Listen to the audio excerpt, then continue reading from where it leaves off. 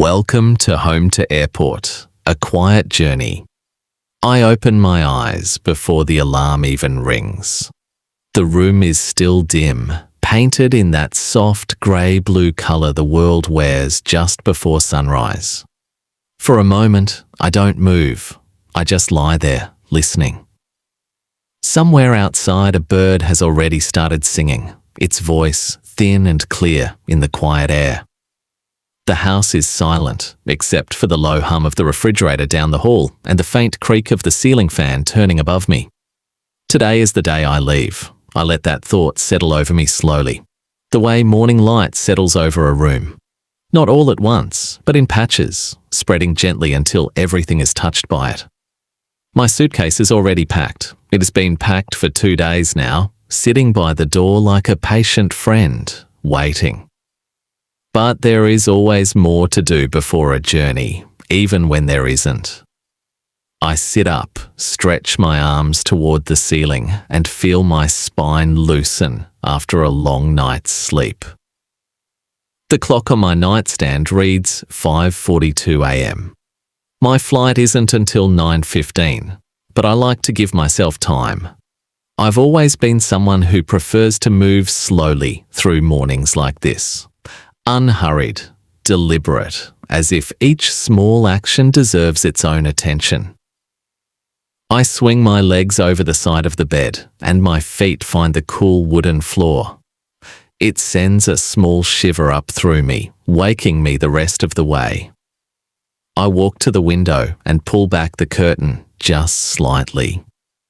Outside, the street is empty. Street lights are still glowing, though their orange light is beginning to lose its battle against the coming dawn.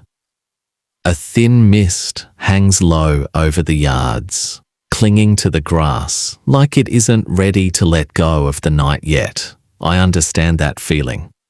For a moment, I just stand there, watching the world outside slowly waking up alongside me. A car passes, its headlights sweeping briefly across the wall of my room before disappearing again. Somewhere, a dog barks once, then falls silent. The stillness returns. I let the curtain fall back into place and turn toward the day ahead of me. The bathroom light flickers on with a soft click, and I catch my reflection in the mirror. Hair a little messy, eyes still adjusting to being awake. I turn on the tap and let the water run until it turns warm, cupping my hands beneath the stream and splashing it against my face. The cold, then warm sensation is grounding. A small ritual that tells my body, yes, today is real. Today is happening. I brush my teeth slowly, watching the water swirl down the drain, listening to the quiet rhythm of the bristles. There's something comforting about routines like this. The same motions I've done 1,000 mornings before, now carrying the weight of something different. Today, they are the last things I'll do in this house for a while. In the kitchen, I fill the kettle and set it on the stove. While I wait for it to heat, I open the fridge and take out a small carton of orange juice, pouring myself a glass. The sound of the liquid hitting the glass is soft, almost musical in the silence of the kitchen. I take a sip and lean against the counter, looking around at the space I know so well. The small chip in the tile near the sink, the calendar on the wall still open to last month, the plant on the windowsill that always seems to lean toward the light. The kettle begins to whisper, then hiss, then finally sings its familiar high note. I pour the hot water over a tea bag and watch the color bloom slowly through the water, deep amber spreading like ink. I carry the cup to the small table by the window and sit down, wrapping both hands around its warmth. Outside, the sky has changed since I last looked. The blue-grey has softened into pale gold at the edges, the first true sign that the sun is close. I sip my tea slowly, in no rush, letting the warmth spread through my chest.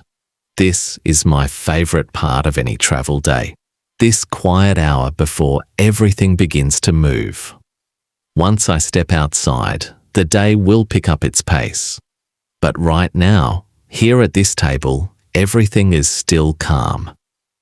I finish my tea and rinse the cup in the sink, setting it gently in the drying rack.